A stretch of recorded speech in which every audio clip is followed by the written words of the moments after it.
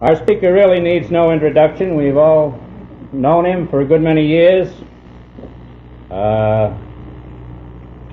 When I first met him in the Mises seminars way back in 1950, 51, and so forth, he was going for his doctorate, and he was having his troubles up at Columbia, where he got all three of his degrees. And finally, when Eisenhower was kind enough to inflict Arthur Burns on us the first time, why, Murray was able to get by with his thesis, The Panic of 1819. And he had to rewrite it and rewrite it and rewrite it because they wouldn't accept the philosophy of Mises. And Dr. Rothbard, as you all know, is quite an individualist. He's, of course, written a number of books besides this Panic of 1819. I hope most of you are familiar with his Man, Economy, and the State, and America's Great Depression, and his little pamphlet on money. What has the government done to our money? Murray is an individualist. He's flirted with the New Left, but he's got disenchanted with them for a little bit, and he asked them to rest in peace, and now he's calling them the loony left in his latest publication. He's also editor of this Libertarian Forum, which some of you may be familiar with. And Murray, of course, has followed the economic situation for a good many years, and he is more or less a contemporary of Dr. Friedman, whom he's going to talk about, Milton Friedman, who has been selected by our opposition as our representative of the free market. But he's not in accord, of course, with many of our things, but this is what Dr. Murray Rothbard is going to tell us about it, and it gives me pleasure to present Dr. Murray Rothbard.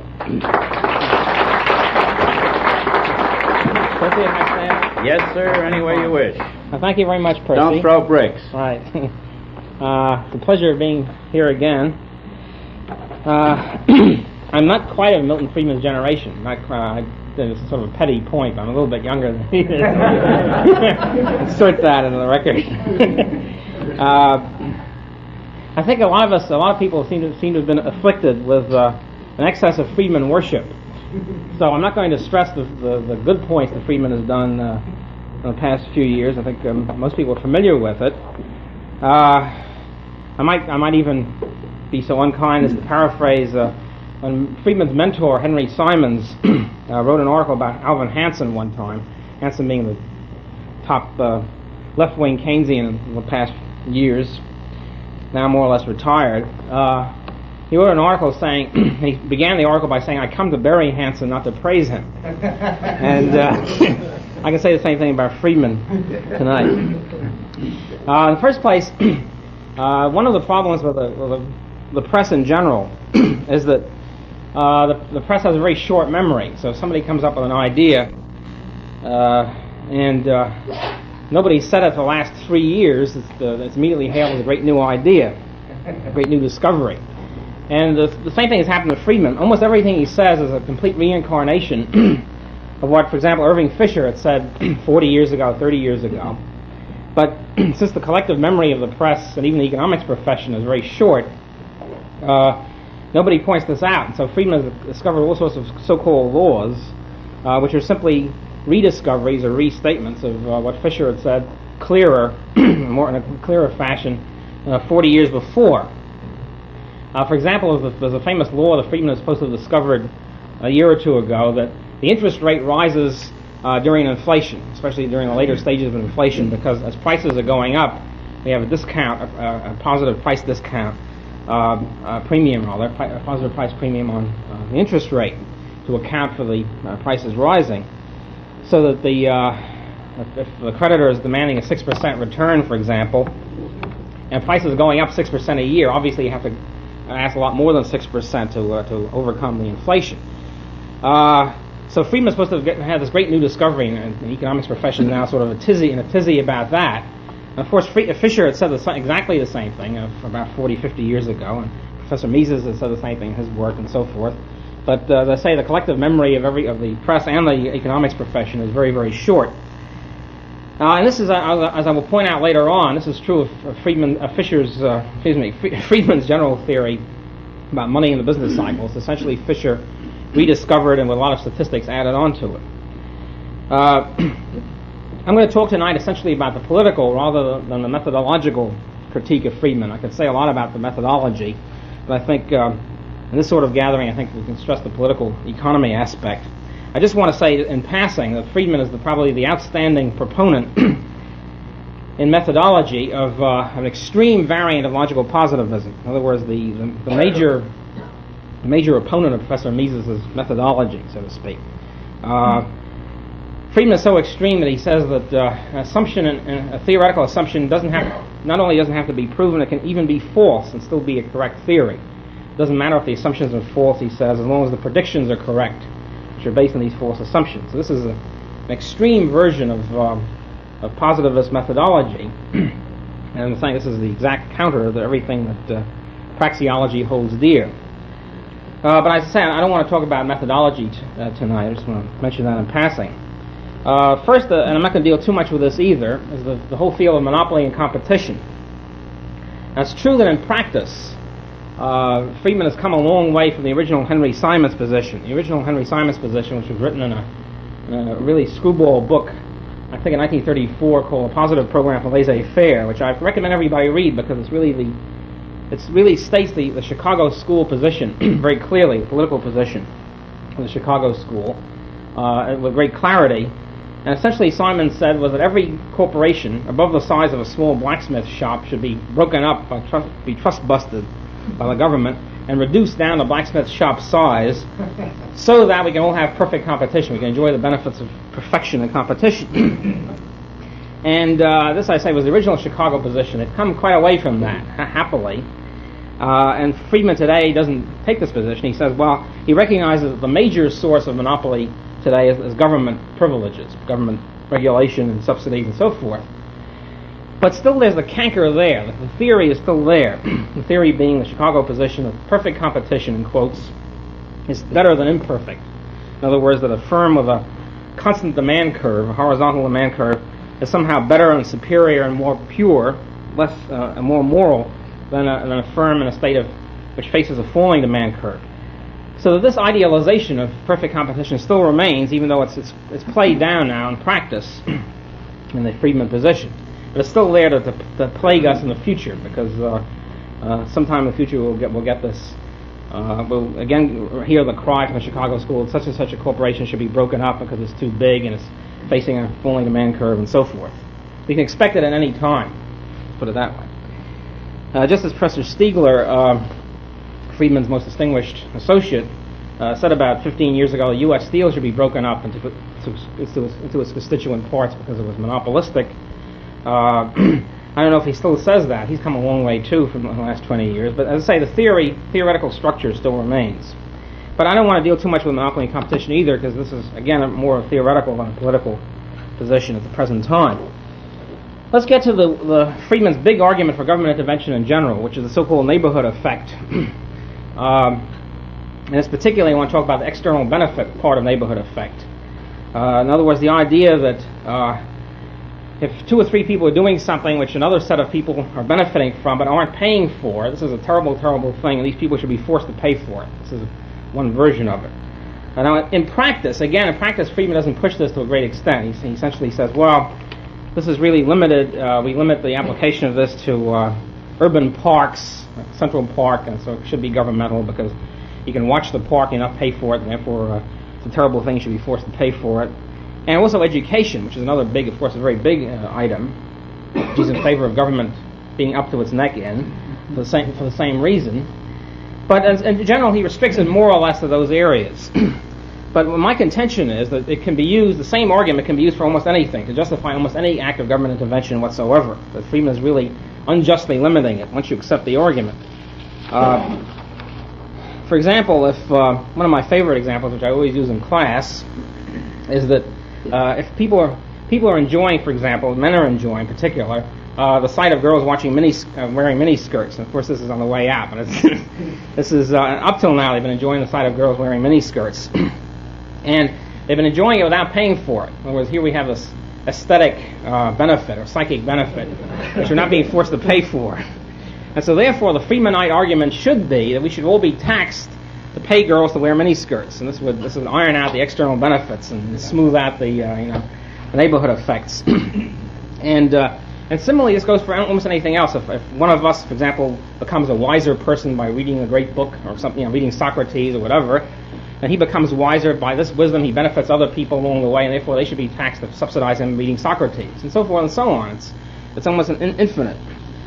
And this whole approach seems to me to be very peculiar. In the first place, it really means we should all wear sackcloth and ashes because we're all free riders. This is really an attack on the free rider, but we're all free riders on the discoveries of the past, the writings of the past, the technical inventions, the capital investment of everybody who's gone before us. We're all getting the benefits of this without paying for it, in a sense. And does that mean we should beat our breasts and tear our hair and be taxed by somebody in order to somehow pay for this? To suffer for these benefits that we're enjoying. It's a very peculiar kind of theory. And so I'm really saying is that free riding, which Friedman is trying to attack here with the neighborhood effects, is really an essential part of civilization altogether. And if we want to abandon free riding, we really have to abandon the fruits of civilization. Now, when I've talked to Chicagoites and Friedmanites about the miniskirt analogy, by the way, they admit that this is correct, but they say they wouldn't push their theory that far. Well, why not? I mean, this is, of course, again, we talk about the role of logic in political policy, and of course, those of us in favor of logic, I think, have a point there. There's another part of the theory that if you're sort of the other side of a coin of the free rider, is that if you can do something which will benefit other people and you're not doing it, they should be able to force you to do it. If you're not conserving copper or something of that sort, and this conservation will help people, you should be able to be forced to do it. My favorite analogy there is the case of three guys who are playing a string quartet. There's a fourth guy who could play the cello, but is sort of recalcitrant and doesn't want to do it. And the theory then should say they should be able to force him to play the cello because this will benefit all three of them. And this, again, is part of the neighborhood. I'm not saying Friedman says this, but I'm saying is he should be saying this if he were a consistent neighborhood effect theorist. So there's so much, I think, for neighborhood effects. But I'm saying this is Friedman's major argument for government intervention in almost any area that he thinks is, the argument applies, such as education. Okay, now to get to a point which I think is probably, this is of course a value judgment, I think it's probably the single most disastrous economic idea ever invented, which is the idea of the negative income tax or the guaranteed annual income. Of course, here again is an interesting situation. Friedman coined the idea of the negative income tax. In other words, a guaranteed minimum income floor for everybody. This became the inspiration for more radical schemes, such as Robert Theobald and the ad hoc committee of the Triple Revolution, and so forth and so on, and also, of course, for Nixon's current welfare program. The problem with the negative income tax is that it provides an income floor by right. In other words, as a rightful claim, as an automatic claim upon production. It no longer becomes the sort of thing we have to go to the welfare department and sort of hat in hand and fill out forms and say you really deserve it, and they don't think you do, and you have to argue about it, which is sort of a degrading thing. Now it becomes automatic. You fill out your income tax form, you say you've gotten less than the prescribed floor, and you get the money in a couple of weeks. Now this, what I'm saying here is that the present welfare system, as crummy as it is, as bad as it is, as inept and as inefficient and bureaucratic as it is precisely saved from disaster by the very ineptness, and its very bureaucracy and very inefficiency. Because it means that the whole system of going on welfare, first place, is chaotic, so it's not automatic. Second place, it's unpleasant. You have to go through all these tin-horn bureaucrats to justify being on welfare and get inspected and so forth. And this very unpleasantness provides the extremely necessary disincentive effect to prevent people from going on welfare. This is incidentally the old 19th century laissez-faire liberal position. If you have to have welfare at all, it should be very, very unpleasant, so as to discourage people from going on it. And the Friedman theory, in the name of efficiency and simplicity and automatic and automaticity and so forth, eliminates this very essential unpleasant feature. It makes the thing, as I say, automatic. What we have to realize is that there is a supply function or a supply curve for going on welfare. And the various empirical studies have shown the quantitative importance of this. Supply function is essentially this. It's inversely proportional, one to the difference between the prevailing wage rate in the area and the welfare level. In other words, if the prevailing wage rate remains if the welfare level remains the same, and the prevailing wage rate in the area rises, people start leaving welfare and going on to start working, because the difference between the money they can get from working and the money they get from welfare increases. This gap goes up. So they go off welfare and onto the payroll. If, on the other hand, the welfare level goes up, the prevailing wage remains the same, then they start going on welfare because the amount of money they can get from working, which is generally a pain in the neck, decreases. So the incentive to go on welfare increases. So this means that being on welfare is not somehow a divine act. In other words, it doesn't come from outside the system. Being on welfare is a supply function, and it responds to different incentives and disincentives. And one of the incentives is the prevailing wage rate as compared to the welfare rate, welfare payment rate. And it's also, the supply function of going on welfare is inversely proportional to the cultural disincentive, as we put it. In other words, that the stronger the cultural aversion, cultural resistance to being on welfare, the less the people will tend to be on it. This accounts, for example, for the reason why the rural poor, they're much less rural poor going on welfare than urban poor, even though rural poor are just as poor, if not even more so. But in the rural areas, there's a stigma, a general social stigma in the neighborhood for going on welfare. It's generally imposed, and bitterly so, especially with people who are paying for it. In other words, the local folk who are working and paying taxes for it. And so because of the stigma, there are far fewer people go on it. In the urban areas, the stigma tends to be lost, and everybody sort of, it's just, you don't know your neighbor and so forth. And this cultural disincentive then is removed.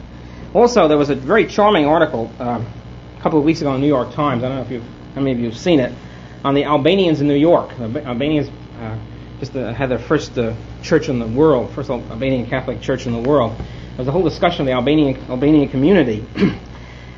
Apparently the Albanians in New York are invariably very poor. They're all slum dwellers, and none of them are on welfare. The simple reason, as one Albanian leader put it, Albanian American leader put it, quote, "Albanians do not beg, and to Albanians taking welfare is like begging on the street, period." So since to the Albanian, being on welfare is like begging on the street, they just are not on welfare, even though their income level is much lower than the average population. Same goes for the Chinese Americans, who are generally poor but almost none on welfare.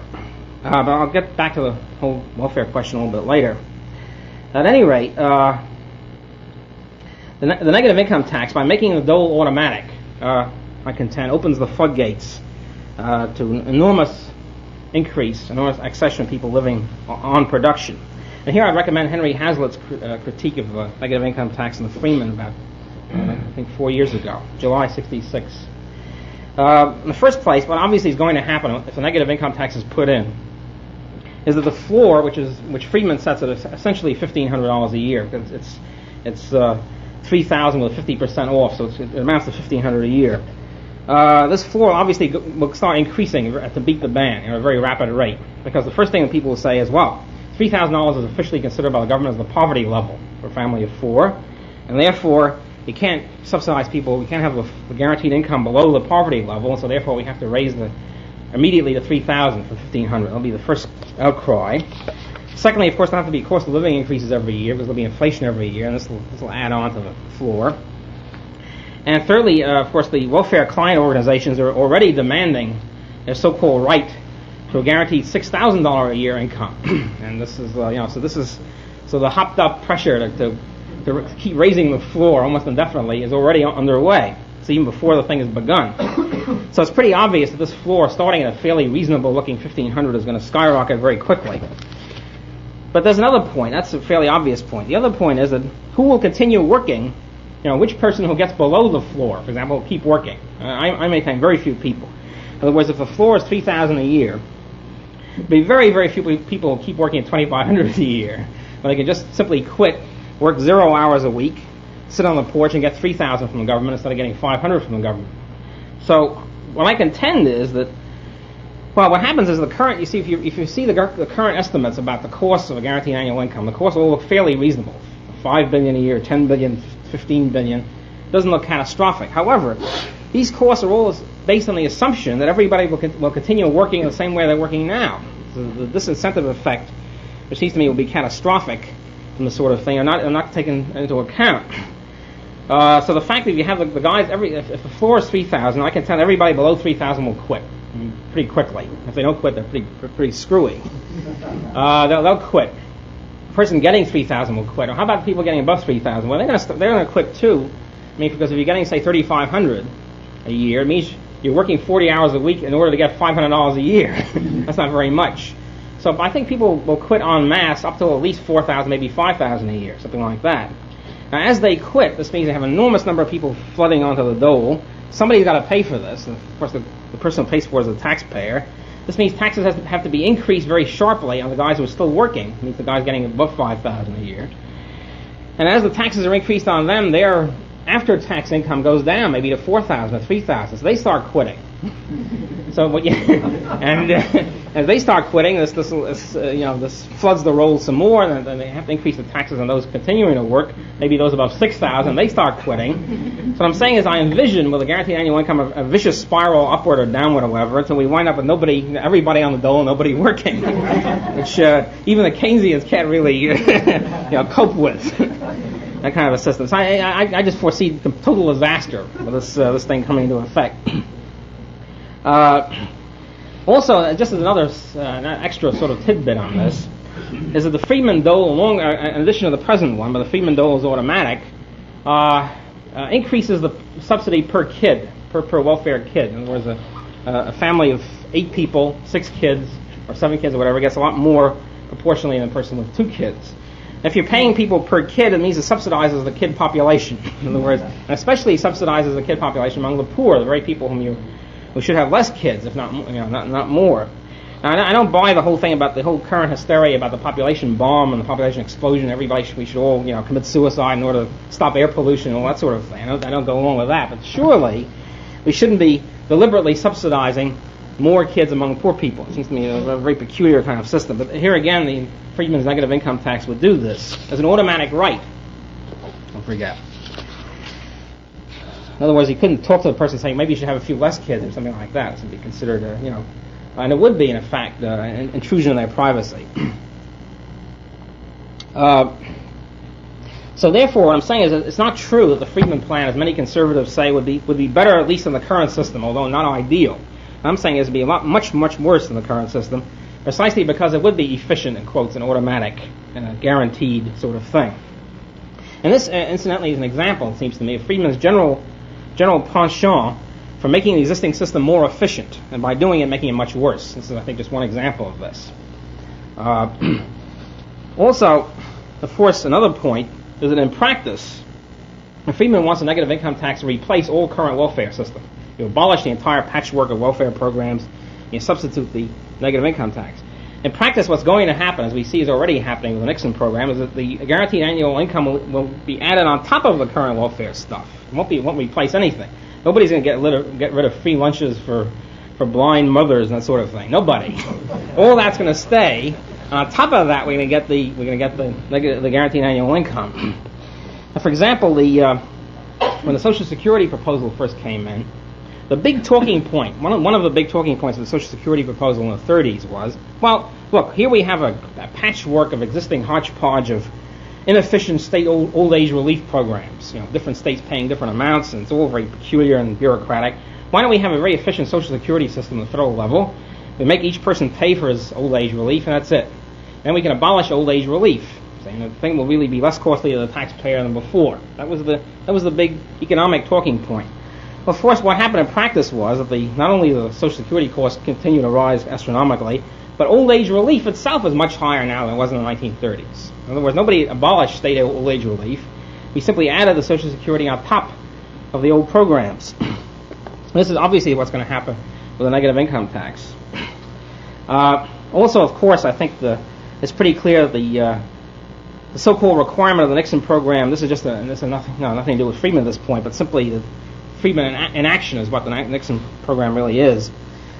The conservative requirement, in quotes, that all able-bodied recipients of the thing have to go to work and have to get a job is obviously a phony. I mean, nobody's going to enforce it. It's going to be just as enforceable as the current. I mean, nowadays, in order to get unemployment insurance relief, unemployment benefits, you're supposed to have to work at whatever the employment service sends you to. Of course, that's obviously a phony. I don't know of any case of anybody's really been forced to work on this basis, because the requirement, of course, is you have to work at a suitable job, or a job that you consider suitable. Of course, you don't consider any job suitable. That's that. It's fairly simple. So this whole thing is obviously just a sop to conservatives. The whole work requirement to sugarcoat the guaranteed annual income program. And also, there's another point about the handicapped people on welfare, and that is that this reduces and this is some Chicago people have done some good work in, I must say. The idea of welfare, automatic welfare dole, reduces the marginal incentive for a handicapped person to invest in his own vocational rehabilitation, because it means that the net economic return he gets from being rehabilitated is much less. He might even disappear altogether if you put him on a guaranteed income. As a result of that, and Estelle James has done some pretty good work on that, the quantitative importance of this policy. As a result of that, the welfare program and the negative income tax program tends to keep people handicapped. In other words, it tends to subsidize them to continue to be handicapped instead of being rehabilitated. And as a matter of fact, in general, the whole problem of welfare dependency will be aggravated by the Friedman plan, because once again, they'll consider this now an automatic right instead of simply, instead of something which they might get or might not get. The proper solution, seems to me, to the whole welfare question is the libertarian solution, which is voluntary welfare rather than governmental welfare altogether.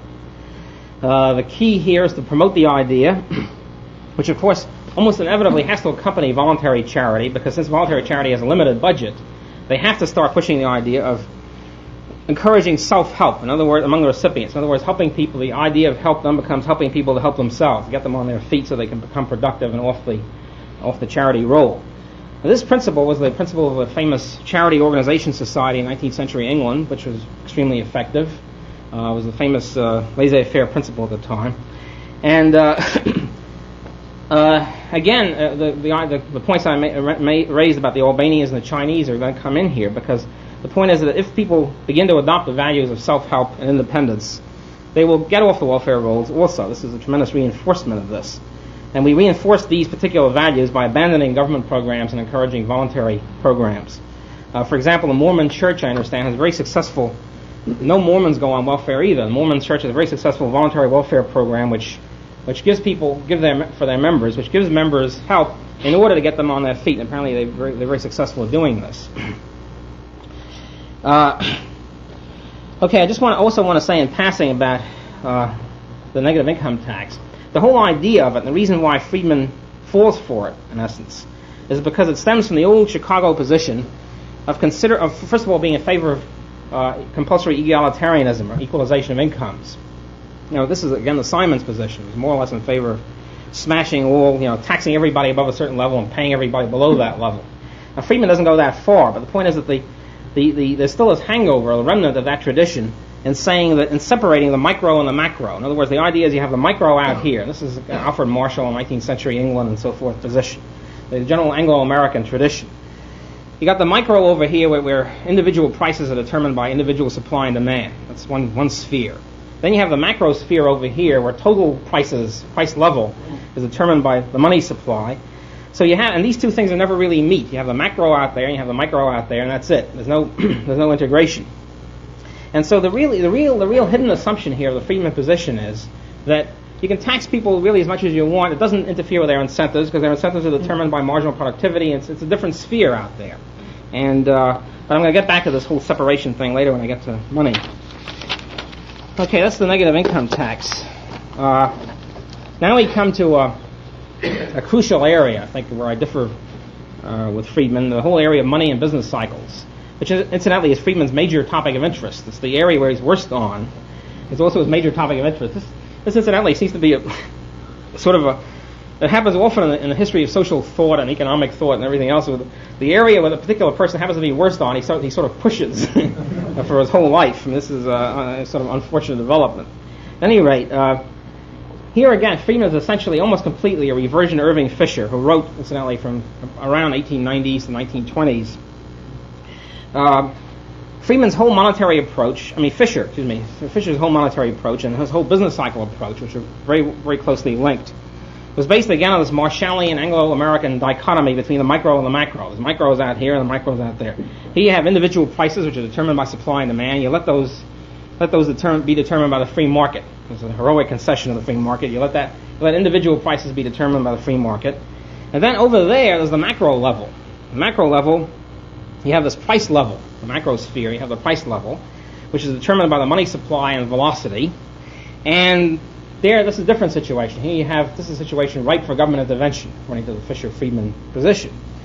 So the idea is you have a free market in the micro level, and you have the government up to its hilt, up to its neck in the macro level, and you think that the two of them will never meet. Now this whole approach, this separation, this artificial separation of the micro and the macro, is of course an exquisite contrast to Professor Mises's great achievement in the theory of money and credit, which he began in the theory of money and credit, which is an achievement which has still not been incorporated into Anglo-American economics in almost any sense, of integrating the monetary and the real spheres, in other words, the monetary sphere and the microsphere, integrating them into one system. So, for example, Fisher wrote a famous article in the 1920s, which is recently favorably cited by Friedman, called "The Business Cycle as a Dance of the Dollar."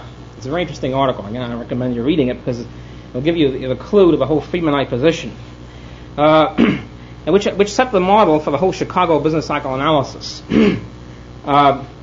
And in Harberler's book, for example, he says that the founder of the purely monetary theory of the business cycle is Ralph Hortrey, the English economist, which is true, but Irving Fisher is just as influential, probably more so in the United States.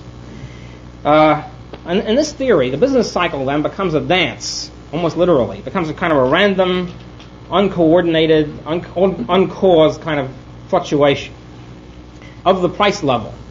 And so the key to the whole thing is that the price level is somehow moving around. This is a defect of the free market because the free market allows the price level to keep changing in this kind of peculiar, dancey type manner. And the cure then for the business cycle is for the government to step in, to take measures to stabilize the price level. In other words, to iron out the fluctuations of the price level, to keep the price level constant, and thereby, of course, curing the business cycle, because the business cycle is supposed to be a pure creature of these changes in the price level. And this really remains today, despite modifications, which I'll mention a little later. This remains Friedman's position as well. Friedman is looking for some gimmick, some method of stabilizing the price level. This ideal of stabilizing the price level, of keeping this price level constant, is again linked to Fisher's peculiar view of money, his view of the dollar and the franc and the pound, and the whole monetary philosophy. According to Fisher, the true role of money is to measure values. The idea is the money is supposed to be a measuring stick of some sort, and the price level is supposed to be the thing being measured. So therefore, the price level has to be constant, according to Fisher, in order to fulfill money's true function. Now we know, I don't want to get into the idea why you can't measure values and all the rest of it. I just want to point that out as very different from the Austrian and 19th century position. Now this goal, this idea, somehow this moral ideal of a stable price level is in total contrast to the 19th century approach and the Austrian approach of saying, of hailing, essentially lauding the results of the unhampered free market, which usually almost invariably leads to a falling price level, because usually what happens on the free market is that productivity increases, the supply of goods increases, and the price level falls. Just like TV sets have fallen in price from $2,000 to $60 or whatever over the years. This usually happens for all goods or most goods and services.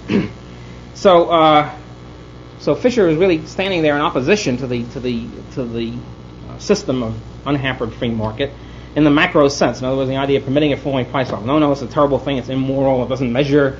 You have to have a stable price level. Okay, now this it was Irving Fisher, and Irving Fisher was extremely influential, by the way, and politically and economically. It was his theories and his influence which really provided the main ideological support for the grisly record that Percy Graves mentioned last meeting about the inflation in the Federal Reserve System during the 1920s. Benjamin Strong, who was the head of the Federal Reserve Bank of New York and the main leader of the Federal Reserve System in the 20s, was guided by Fisher and Hortrey in his whole economic theory. He's a member of Fisher's nefarious Stable Money Association, which was pushing the idea of a stable price level. And so the idea was they looked at the price level, and the price level was represented by wholesale prices, and wholesale prices were either constant during the 20s or they were falling a little bit because of the increased productivity of the economy. And so they said, there isn't any inflation. Why are all these people worrying about inflation? There's no such thing, because they're looking at the price level and it's falling. That's it. As a matter of fact, they were advocating more inflation, because they wanted They said it's a terrible thing. The price level is sagging a little bit. Therefore, we have to pump more money into the system to raise it. This was the Fisherite orthodox. This is the position of orthodox economics, when I put it that way, establishment economics, all during the 1920s. So when people like Professor Mises and a couple of other people warned about the dangers ahead of a recession, an economic crisis, due to the inflation of bank credit, they said, there's no inflation. We're looking at the price level, and the price level is falling. That's it. Even in 1930, Irving Fisher refused to recognize that any depression really existed. He said, no, this is all a temporary jolt in the stock market. Things will bounce up again any minute. And now in his well-known history of his well-known book, Monetary History of the United States, which Friedman wrote a few years ago with Anna Schwartz, he imposes his whole Fisherine theory, his whole Fisherine views upon the American past. If you look at Friedman's position on the 20s, he said he thinks Benjamin Strong was one of the greatest people who ever lived, a great price stabilizer, tremendous. And things began to go wrong only after Strong died, and his policies were no longer put into effect. And so Friedman attributes the 1929 depression not to excess inflation, which brings about recession, etc. Quite the contrary. He attributes it to insufficient inflation. He attributes it to the Federal Reserve System not inflating enough in the late 1928-29, and not inflating enough surely after 1929. In other words, during the recession, they should have inflated much more. They only inflated a little bit, and they should have inflated a tremendous amount, and it would have solved the whole problem.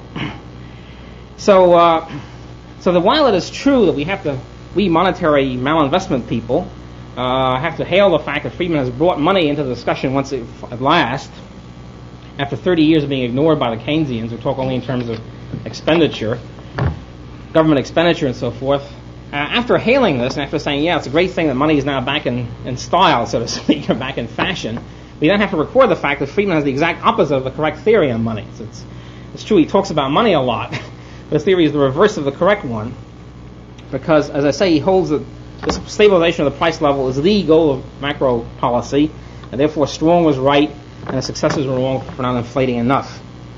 Now, during the 1930s, after the Depression hit, the Fisher view and the Chicago position, Knight and Simons and all these people, University of Chicago, took the position that the way to cure the Depression was to reflate, quote, reflate, unquote, the price level back up to 1920s levels. In other words, somehow keeping the price level constant was no longer good enough. You had to raise the price level back to the 1920s. And doing it in two ways. One, by the Federal Reserve System expanding the money supply through the usual methods. And two, by government deficits and public works programs, expanded public works program. So in other words, during the early 1930s, if you read the literature in the early 1930s, Fisher and the Chicago people, Knight, Hardy, Simons and so forth, were considered pretty leftish. They were considered sort of socialistic because they were in favor of big government deficits, inflationary program, public works and so forth, and indeed they were. In short, during the early 30s, Fisher and the Chicago School were pre-Keynesian Keynesians. They had the entire Keynesian position without the Keynesian theory behind it. They had another theory behind it, but they had the political program was virtually the same. So what happened was some journal article recently said the reason why the Chicago School was immune to the Keynesian revolution when it finally hit is that the Chicago people were Keynesians anyway. They weren't wasn't a big thing to them about expanding and inflating the money supply, expanding deficits and so forth.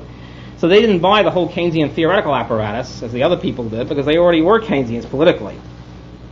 They favor the compensatory monetary and fiscal policy and so forth and so on.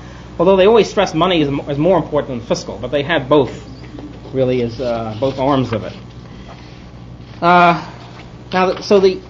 we know, of course, about Friedman's famous position of calling for a continuing steady expansion of the money supply by 3 to 4% a year. He changes the percentages every once in a while. It's a little vague about what percentage he really wants. Somewhere between 3 to 4% per year to be expanded by the Federal Reserve System. We know that is his position, but what we don't realize, many of us, is this is simply a continuation of this older Fisher-Chicago policy with a modification. The modification was he realized that the older policy didn't work very well in practice. In other words, Friedman now says, well, compensatory fiscal policy doesn't work too well, and compensatory monetary policy doesn't work too well because it suffers from these inevitable time lags. You look at the statistics and you see there's a recession in January, let's say. So first of all, it takes about 3-4 months for those statistics to come in. You don't know what's going on until 4 months later. Then it takes about 6 months to decide on what to do. And after you decide what to do, it takes about 6-7 months before the effect takes place in the economic system. So it's about a year and a half between the time you start between the time you see a crisis developed and the time when the actual policy to counteract the crisis really takes effect. By that time, you're usually in a different phase of the business cycle. So if you're trying to pump in money to counteract a recession, you wind up pumping in money to aggravate a boom, and vice versa. Price level in the short run. We can't have a fine-tuning of the system. But what he wants to do then is to stabilize the price level in the long run. In other words, over the long period, the supply of goods and services goes up something like 2 to 3% per year. Therefore, we pump in the money supply, pump in an increase in money supply by 2 to 3% per year, and we'll get in the long run a stable price level. This glorious ideal stable price level will be fulfilled in the long run. So, therefore, Friedman is really, plainly and simply, to put it very plainly, simply an inflationist, although a more moderate inflationist than the Keynesians. I'll certainly concede him that. Now, in the current period, in the period of the Nixon administration, Friedman has played a very pernicious role, because what happened was that, well, I should say a little bit about the Austrian theory of business cycle. Well, I'll get back to that. What happened was that finally, by June, after the Nixon administration fumbled around for quite a while, by June of '69, they finally stopped increasing the money supply. Happy day finally arrived. For the first time in God knows how many years, money supply was no longer being increased. As soon as that happened, almost to the minute, Friedman and his disciples immediately launched an hysterical campaign attacking this, saying, no, it's a terrible thing, we'll get a recession. If you don't increase the money supply immediately, increase it by 3 to 4% per year. Don't keep it constant, and so forth and so on. Finally, after months of this, around February, I'm afraid Friedman's campaign bore fruit, and we've begun to loosen up the money supply once more, even though prices are still going up at about an annual rate of about 5%. So it's hardly solved anything. So because of Friedman's happy role in the situation, we now have inflation once again. So what Friedman doesn't understand, and the same thing that Fisher didn't understand 40 years ago, it's still part of the same struggle. What he doesn't understand is the insight that Professor Mises' so-called Austrian business cycle theory provided. And the insight was that, the insight which finally integrated the monetary sphere and the real sphere, and it said the following, and very simply. What he doesn't understand is that when you expand credit, this distorts the structure of production. In other words, it distorts relative prices, distorts production. It leads to overinvestment in the higher orders of production in the capital goods sphere and underinvestment in consumer goods. Therefore, and the Friedman people, along with the whole Anglo-American tradition, think that inflation doesn't cause any maladjustments of that type. It simply raises prices, period. It simply raises the price level. However, since we know, as Austrians, we know that it distorts the price level, leads to wasteful malinvestments and overinvestment in the capital goods sphere, this means that, according as Mises and Hayek have shown, this means that the malinvestments generated by the boom have to be liquidated. They must be liquidated, and that once the boom and its wasteful investments have been launched, the recession becomes not only inevitable, but performs a very healthy role, performing the function of cleansing the economy of this wasteful malinvestment and getting us back to free market production. So therefore, according to the Austrian theory, recession is a healthy consequence of the evil malinvestment, so to speak, generated by the inflationary boom. And so what the government policy should be is not to do anything. In other words, allow the recession, first of all, stop the inflation if you're inflating. And if you're in a recession, allow the recession to run its course as quickly as possible, because the more quickly it runs its course, the sooner we get back to a healthy economic situation. So this means that the Austrian prescription is the exact opposite of both the Keynesian and the Friedman prescription for recessions. Not to inflate more, not to keep inflating at 3 to 4% per year, but to stop inflating, period, and keep stopping it. Now the problem is here, again, that Friedman, just as Fisher did 40 years ago, really has no business cycle theory, has no conception of why a boom leads to a bust. It's all sort of a random fluctuation, a random dance of the dollar, and therefore no conception of the healthy function that recessions perform. And so he simply says, well, there's a recession, you pump money in. In essence, if there's too much of inflation, you stop pumping money in. It's a very simplistic view of the business cycle. And incidentally, I should also say here that the Professor Mises' theory is the only theory I think has ever been, as far as I know, has ever been coined, which explains this phenomenon which we've gotten in the last couple of years, which has really hit us during this recession, the phenomenon of prices going up, consumer goods prices going up, at the same time we have recession and unemployment. This is the famous sort of scissors effect. And this phenomenon, of course, puts the establishment economists in a real bind, because all the establishment knows, whether it's monetary establishment or fiscal establishment, all they know is if there's a recession, you pump money in and you spend more, and if there's an inflation, you stop pumping money in and you take some money out. What do you do if both are happening at the same time? What do you do if consumer goods prices are going up? At the same time, there's business failures and unemployment and all the rest of it. And one time during the 1958 recession, I had the occasion to attend a lecture of Professor Burns, who in those days was head of the Council of Economic Advisors.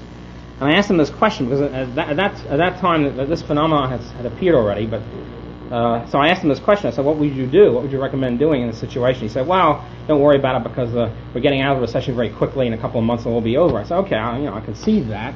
What happens if some future time we don't get out of it very quickly? Then what?" And what he said then, I stayed with me ever since. He said, "In that case, we all have to resign." Unquote. So I'm calling upon him and the rest of the people out there in Washington to resign, to fulfill this role. Resign post haste. Actually, of course, consumer goods prices always did rise during a recession. The only thing is none of us knew about it. None of us really cared, because all prices in general were falling because there was a monetary deflation. In every pre-war recession, pre-World War II recession, the money supply would fall and prices would fall. Consumer goods prices wouldn't fall as much as the other prices. And this would perform the same function, the same role of consumer goods prices, in other words, would rise relative to other prices. But nobody worried about it, obviously. Nowadays, of course, with our new, modern, developed scientific system, we don't have any deflation anymore. It's impossible. The government has arranged the banking system in such a way that the money supply can never, ever fall. And so we don't have prices falling anymore. And so we have a phenomenon in recession of consumer goods prices starkly going up. And it, of course, upsets everybody, as well it might. Now, the reason why consumer goods prices go up during a recession, again, has been explained by the Austrian Professor Mises' theory, which is that during a recession, resources have to shift from capital goods to consumer goods. And in doing that, reflecting this higher consumption investment ratio than had been actually the economy had been working on. And in doing that, as resources shift from capital goods to consumer goods prices go up and capital goods prices go down, reflecting this different shift of demand supply. So this is, I say, has always been taking place. It's only now it's been starkly revealed. Now we've been saved from deflation. It's been starkly revealed we get the worst of both worlds now in our current scientifically organized recession. We have prices going up and unemployment. Of course, another thing is that Friedman has a very mechanical kind of mathematical statistical approach. Tends to ignore the fact that demand for money is not really stable. It varies. And it varies really in accordance with expectations of prices going up. And people now finally come to the conclusion. We're now, Professor Mises has talked about the various stages of inflation. We have the first stage, and people think that prices will go back to normal pretty soon. It's the old naive days. Prices are going up, well, it's purely wartime or something, it'll go back soon. We've abandoned that. Now the public has now begun to realize that prices will keep going up forever. Every year we have a 5% increase or something. Once they begin to realize that, the demand for money falls drastically and prices really begin to skyrocket, and we're just about at that point. We're just about reaching phase 2 or whatever of this inflationary process. And this is something Friedman really doesn't take into account, because he doesn't take subjective expectations very much into account. It's all kind of a mechanical theory. You have functions, you have statistics, and it's all correlated, and that's that. Okay, now to get to the last big part here of again on monetary policy, fiat versus commodity money, another criticism I have of the Friedman position. One of the reasons that Fisher and the Chicago School in the 30s were considered to be radical was because they always were against the gold standard. They're always chafing under the strength of the gold standard. Friedman, of course, frankly wants to abolish gold altogether as a monetary commodity and replace it with totally fiat currencies. The dollar will be totally fiat, the franc and the mark and so forth and so on. And all of these currencies are supposed to fluctuate freely in relation to each other. Now this change would, again, supposedly this would be more efficient than the present system. You wouldn't have to worry about the balance of payments all the time. There wouldn't be a pound crisis every 2 years and all the rest of it. It would be more efficient in the sense that the exchange rates would then fluctuate in accordance with the monetary issue of each currency. However, even though it would be more efficient, it would be a lot worse. For one thing, it would cut completely every tie to gold, every tie to a commodity money we have now. weak as the tie is. And for one thing, at least now we have this check on the government that they can't inflate too much because the balance of payments will be pretty embarrassing. Gold will keep flowing out. It's kind of an embarrassing situation. So at least this has provided a fairly good check on the government in the last few years on inflation.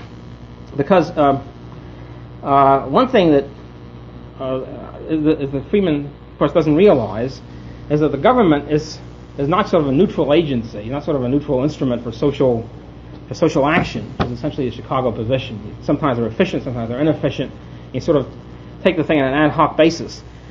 The government is essentially inherently an inflationary instrument. In other words, my contention is that the inherent tendency of the state is inflation.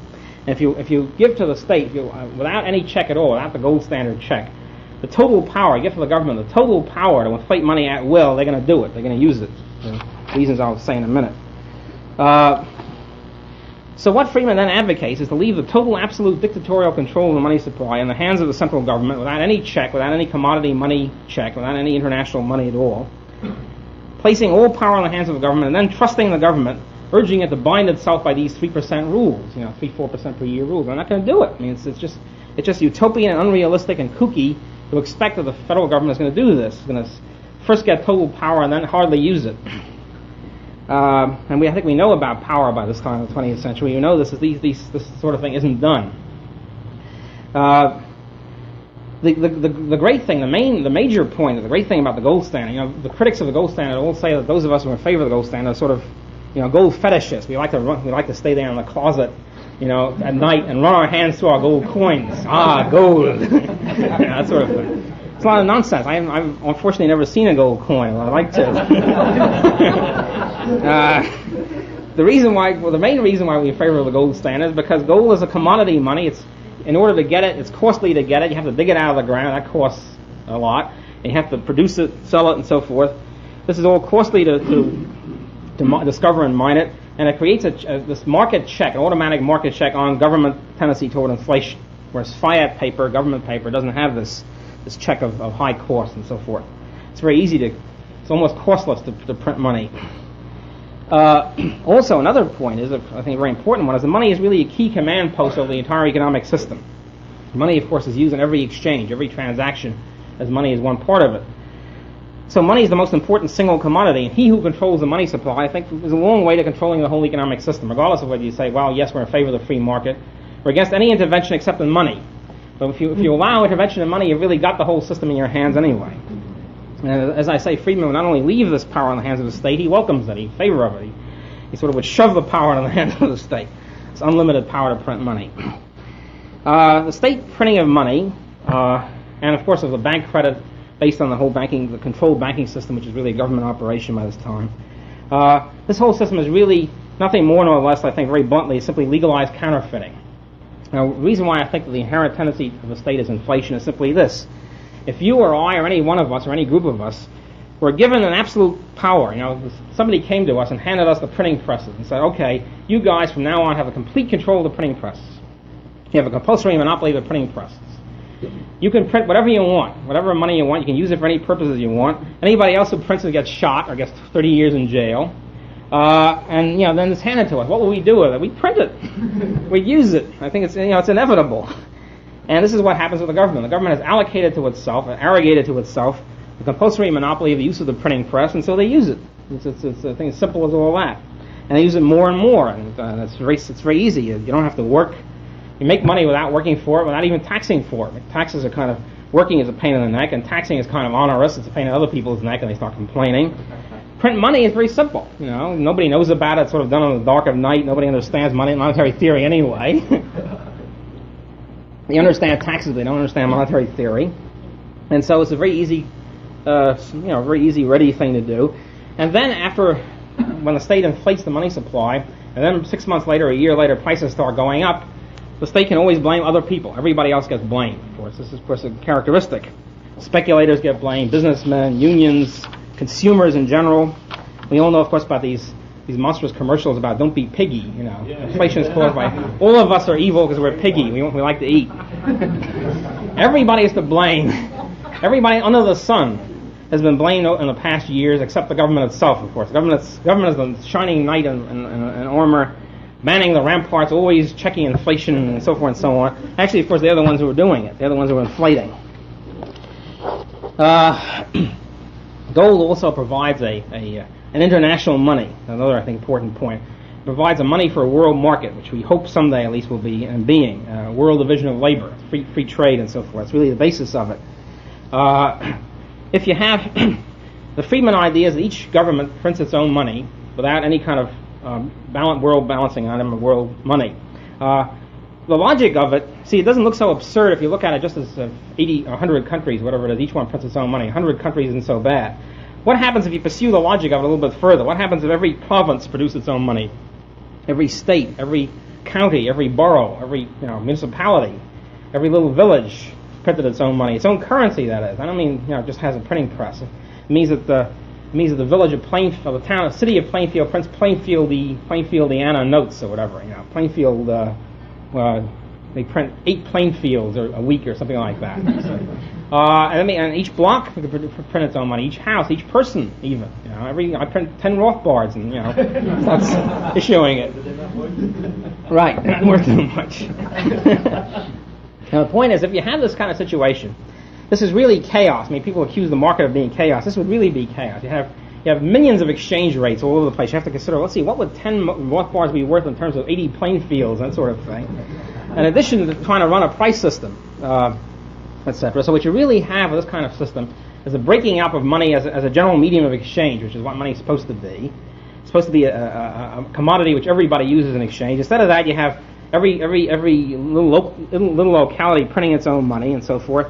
You have the breaking up of a price system, a crippled price system, and really a chaotic situation. I don't think there's any question about it.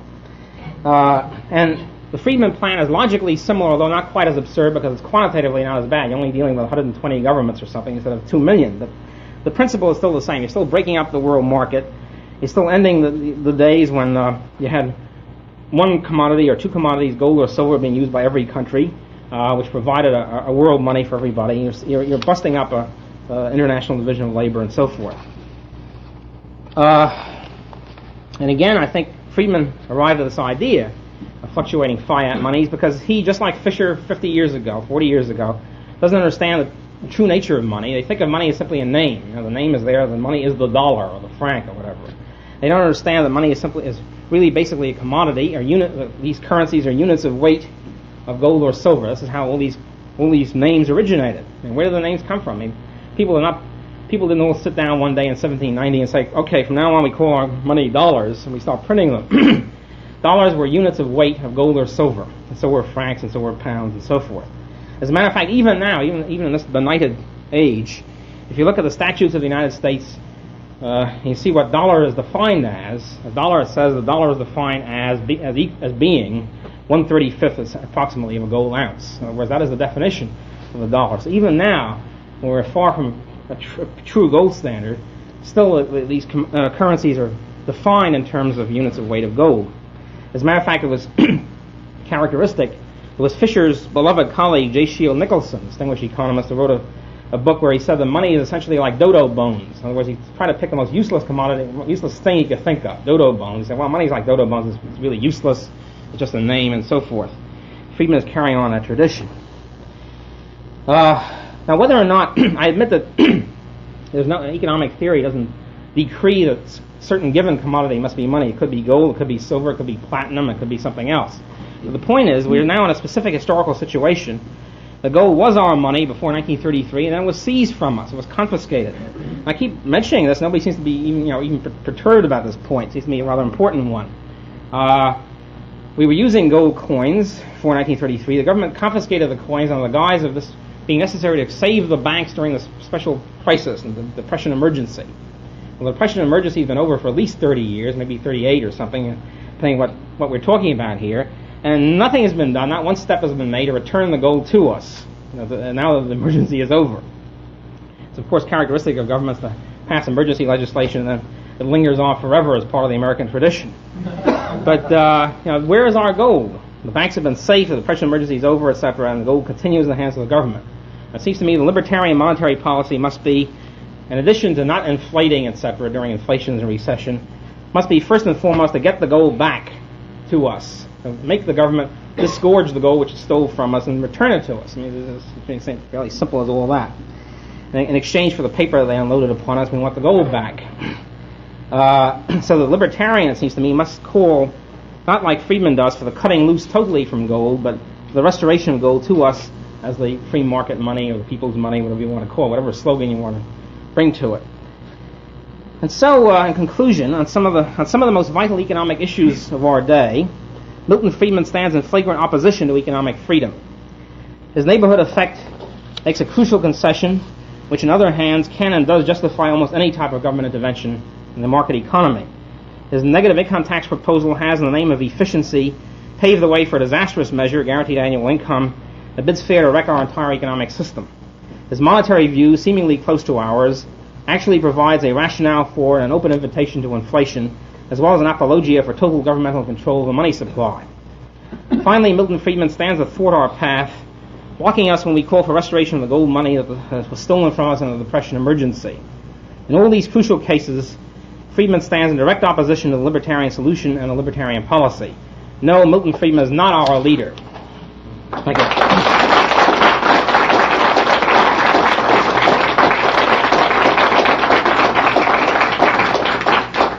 That was brilliant, Murray, and I think you buried him, only I'm afraid it won't be in the front pages of the papers. And it's probably announcing his death in advance. Undoubtedly. Unfortunately. We do have time for a few questions.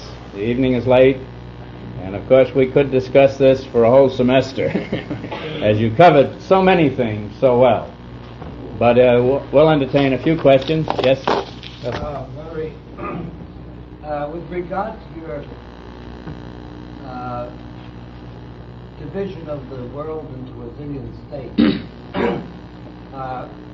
could a Friedmanite offer the following objection, that if this were to happen, if we were to get down to that point, the money of these little tiny, the Rothbards and so forth, would not find acceptance and would be gradually driven out of existence until the point was reached, let's say, where you were necessarily restored to 100 states.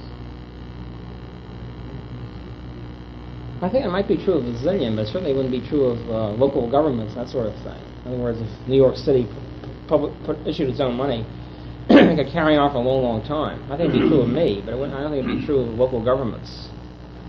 I mean, you have local government bonds that are in existence, that sort of thing. So I don't think that... Subway tokens. There would be a natural limit to the possibility.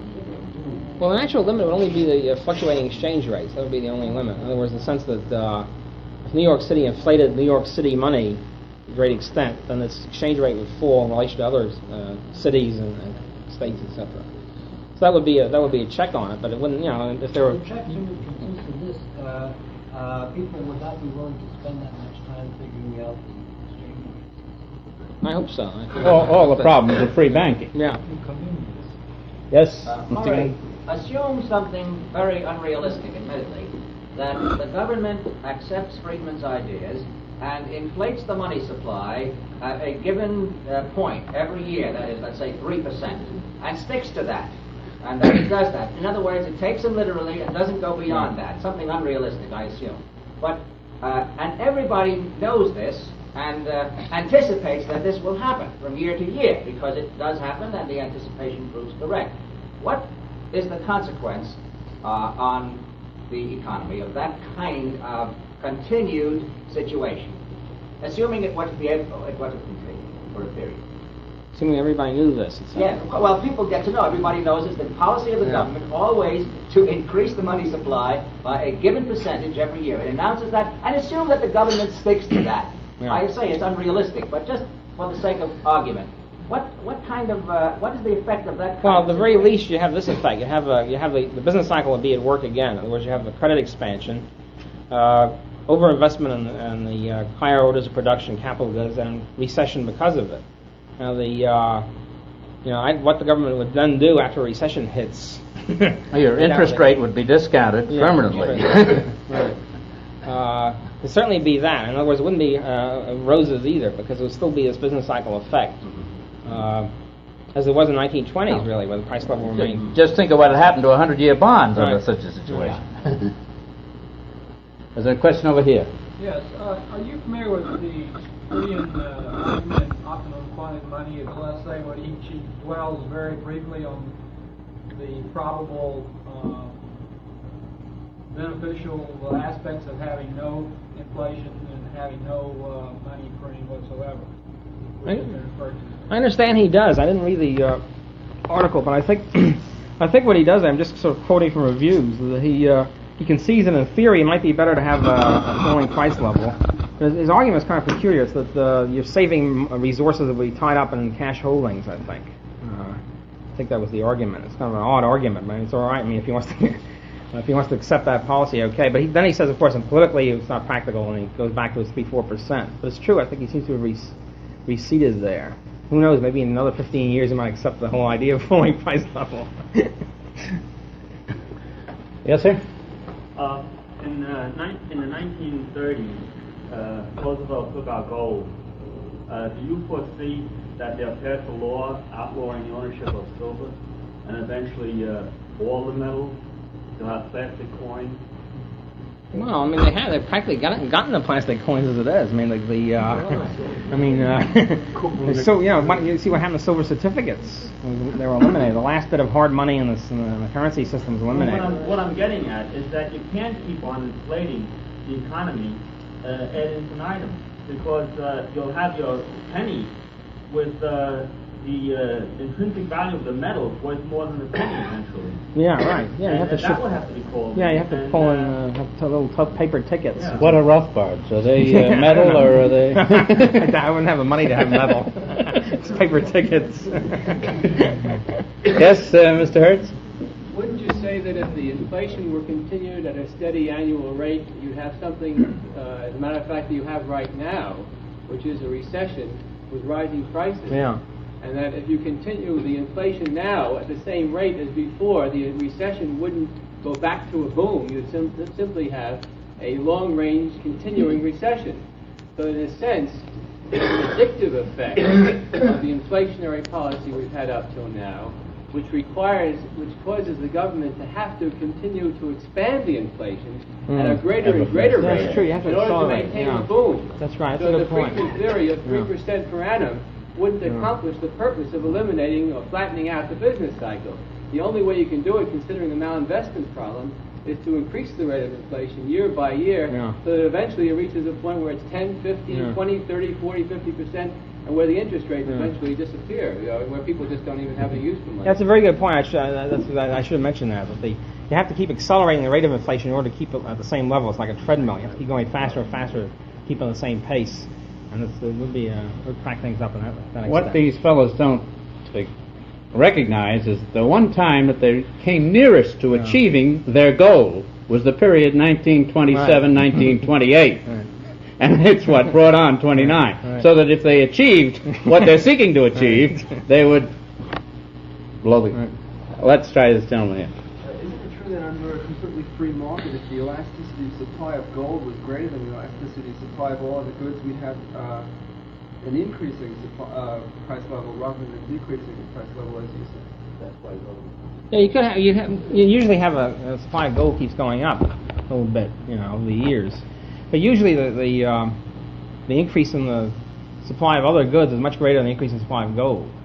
So that gold after all has to be after gold has to be mined and so forth. You don't find that many new sources. Yeah, but then you're strictly limiting us to having a gold money. You No. It doesn't matter if we had platinum Right. or what have you. And strictly speaking, you're dedicated to the theory of these supply elasticities being the way you are. And it seems that we need a lot more evidence as to the way they would be. We don't need any evidence. The market takes care of all that. In other words, if the market that came to gold and silver as the best monies, because gold and silver had all these various qualities. They were divisible and durable, and they were more stable in supply than other goods, and a higher demand and a higher value per unit weight, and all the rest of it. And so, if alchemists suddenly discovered a way to increase the supply of gold by 1,000,000 times, they'd shift to some other metal. Market conditions Market changes, does it, you'd have a changed commodity. Right. Or you take another question here. Friedman wants to make the union subject to antitrust laws. And what would you do about the labor union so that we might have a declining wage level along with the declining price level, so that we're not forced, the Federal Reserve is forced to always choose to inflate? I'm not sure that Friedman is in favor of antitrust law for unions. He might be, but I doubt it. But So that's going might the be wrong way. Rather than have more interventions to curb the power of the unions, it's better to go the other way and repeal some things like the North. yeah, right. I mean, all you have to do is repeal the Wagner Act and the Austro-Libertarian Act, and that would settle the union question. Mr. Johansson? If we were to get back to the gold standard, would you recommend a higher price? You mean in order to get back to the gold standard? Yeah, I think it seems to me the plausible way of doing it. In other words, to get back to the gold standard, you either have to, in this situation, you either have to deflate strongly or go back to gold at a higher price. But wouldn't the market declare its own price for gold? I mean, you're setting a price for gold. I don't think that's... No, I mean, see, You gold can't have a price of yeah, gold. there's no such thing as a price of That's gold. right, so that it would take care of itself. It's value. But yeah, but you have That's to... right, not market its value. price. It would take care of itself. You have to see. You have to set the definition of gold. And since You have to we're set more or the less, definition of yeah, a dollar or a definition of Rothbard, dollar, right? or whatever you use, unless Right. you started pricing in quantities of gold. This Yeah. is worth a half ounce of gold or something like Right. this. So the first step has to be sort of arbitrary. You can sort of pick your own definition. Well, you could It's, follow what Mises yeah. recommends and, That's one way and to get go. a market. That's Or you exactly could, right. The market system is the only way. Or you could simply make it $100 an ounce or something like that. But that wouldn't doesn't- last very long. It would last 10 years and you'd be just where you were No, unless you went to a so- market system of price. Well, yeah. I mean, that would be an addition. At least we get the gold back. At any price. Yeah. Right. All right, Mr. Hertz, we'll make this the last one. I want to ask a question. If we were as smart, and I don't mean by we, the people in this room, as we are now, in 1929, would a continued expanding inflation on the part of the Federal Reserve System have prevented the Depression and put us into a long-range rising inflation instead, something like Germany had in 21 and 22 or what have you? I mean, if they've been willing to inflate heavily then, it's possible. It's very difficult to know. I think one thing is we were hindered by the fact we were on the gold standard then, Couldn't do it. and gold was flowing out pretty rapidly. So you have to have and banks were collapsing. Don't forget, in those days, banks were part of a market system, so the banks folded pretty often. I think it was before the days of bank deposit insurance, which incidentally Friedman loved. I think it was the greatest single innovation in the banking system. I should have mentioned that. There's a monstrous system of bank deposit insurance, which means it gives the banks carte blanche. The government underwrites every deposit up to $10,000, $15,000 now. So nobody thinks the banks are unsafe, and that's it. The banks are given a blank check. In those days, banks were collapsing pretty quickly. They couldn't have inflated more. You would have had to. Controls it. Well, I mean, the people were calling in bank deposits. People would line up in the morning, at 6 in the morning or something, try to get their money out before the banks would collapse, and this precipitated bank runs. So you would have had to go off the gold, do what Roosevelt did, go off the gold standard, impose bank deposit insurance. That was completely renovate and stateize the banking system before you could have this permanent inflation. On the day before Roosevelt took office, I was in the Bowery Savings Bank, and people were all lined up on all the windows right out to the street, taking their money out and their gold certificates and putting it down in the safe deposit vaults where they thought it was safe. Those are the good old days. Yes. Well, I think we'll close now, Murray. We're all indebted to you. I wish we could have had more, but we have had a very good audience. Thank you.